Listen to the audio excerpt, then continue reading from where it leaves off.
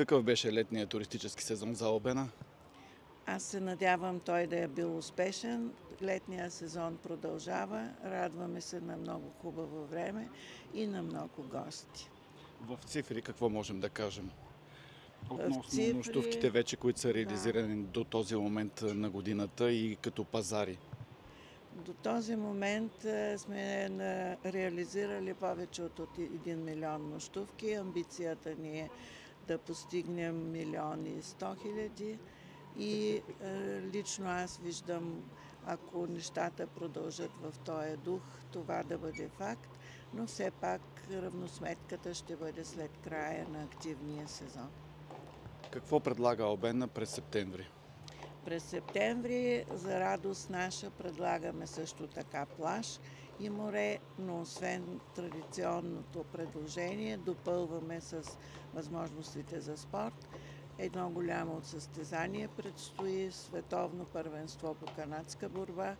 Предизвикателство за нас, посрещаме гости от цял свят, буквално от далечни дестинации и се надявам те да останат доволни. Естествено, работническите спартакиади традиционно продължават. Това, което е в момента е един засилен интерес от немските групи на Маритим.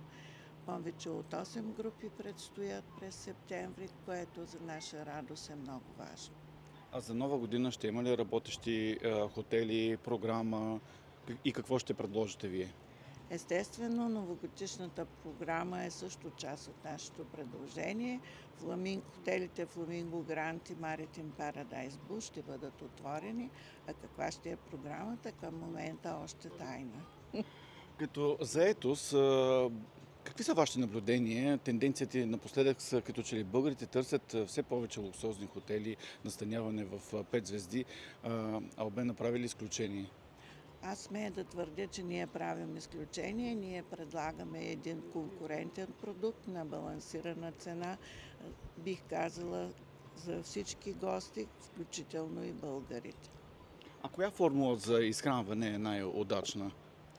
Колкото и на нас да не ни се иска, формулата All Inclusive остава в един тренд. Естествено, ние имаме 33 хотела и те предлагат абсолютно всички форми на настаняване от room only, през нощувка, закуска, полупансион, пълен пансион и естествено All Inclusive и Ultra All Inclusive. През есента цените са най-атрактивни. Колко струва една нощувка на човек на база All Inclusive? Зависи естествено от хотела. В един 4-звезден хотел, който е на плажа, това е от 80 лева на човек. Благодаря ви. Моля.